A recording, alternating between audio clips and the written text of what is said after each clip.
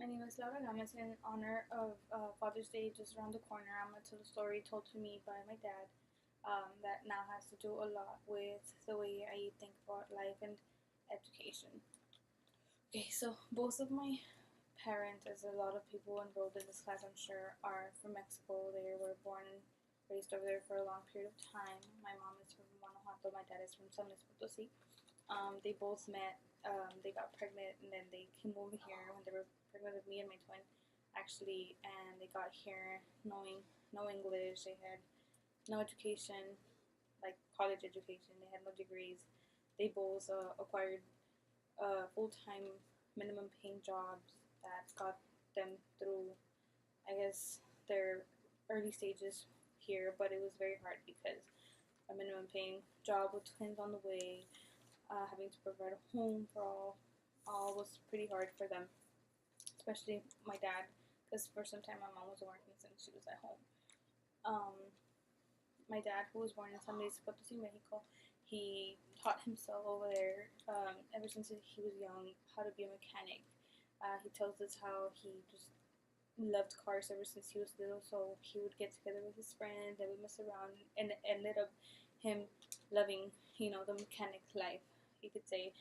And that's what he did. That's what he's dedicated himself ever since up to this day currently. Um, he when he got here, that my mom was pregnant of us, he didn't have a stable job. He would work basically everywhere. He didn't work for a specific company until I think he said it was a little bit after we were born. He started working for a man who owned a business, but this particular man would always put him down. My dad's very smart, so he feels that this man will put him down because my dad had no education and he did know a lot of his stuff, so it was kind of an envy kind of thing.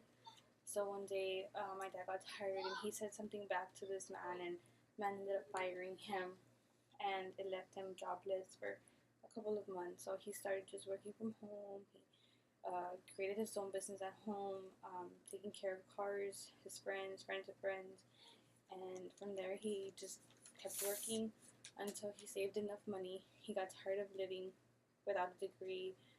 Even though he was good at what he did, it wasn't enough. By this time, it was a couple years down the road. He was pregnant with my mom was pregnant with my third sister.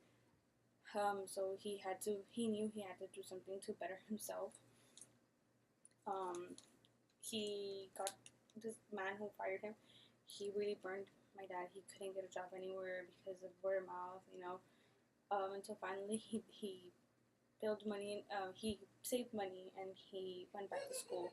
He got his education. He got his degree. Um, he first started to work in different companies like Swift, Schneider.